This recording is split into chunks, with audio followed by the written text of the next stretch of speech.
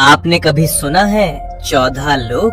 ये कोई कहानी नहीं बल्कि एक गहरा आध्यात्मिक रहस्य है। हमारे ब्रह्मांड में कुल 14 लोक माने गए हैं, 7 ऊपर और 7 नीचे। ऊपर के 7 लोक, इन लोकों में आत्मा ऊंचाई की ओर बढ़ती है, ज्ञान, शांति और मोक्ष की दिशा में। भूलोक, ये वो लोक है जहाँ हम सभी मनुष्य रहते हैं। इसे मृत्यु लोक भी कहा जाता है क्योंकि यहाँ जन्म और मृत्यु का चक्र चलता रहता है। भूवर लोक, ये लोक भूलोक और स्वर्ग लोक के बीच स्थित है। ये ऊर्जा रूपों का क्षेत्र है जो भौतिक और दिव्य लोकों को जोड़ता है। स्वर्ग लोक, देवताओं का लोक, जहाँ इंद्र और अन्य देवता निवास करते हैं। अच्छे कर्म करने वालों को मृत्यु के बाद इसी लोक में स्थान मिलता है, जहाँ सुख, संपत्ति और आनंद की अनुभूति होती है। महरलोक, ये दिव्य ऋषियों, तपस्वियों और महान आत्माओं का निवास स्थान है, जहाँ वशिष्ठ और विश्वामित्र जैसे महान ऋषि तपस्या करते हैं। जनलोक, इस लोक में वे आत्माएं निवास करती हैं जिन्होंने ज्ञान और ध्यान में परम सिद्धि प्राप्त की होती है।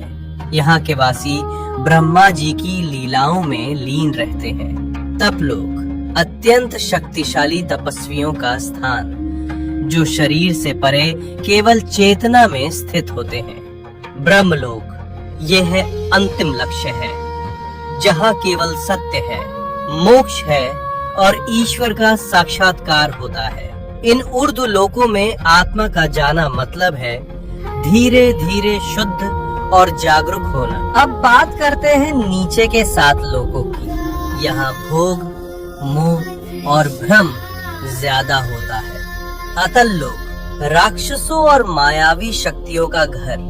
वितल लोक, जहाँ कामनाएं और भोग हावी रहते हैं। सुतल लोक, राजा बलि का लोक। वे दानवीर थे लेकिन उनमें अहंकार भी था।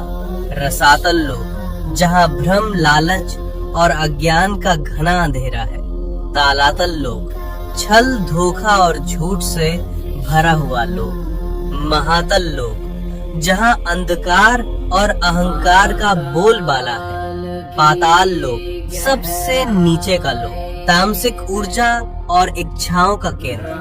लेकिन इन सब का मतलब सिर्फ बाहरी दुनिया नहीं है।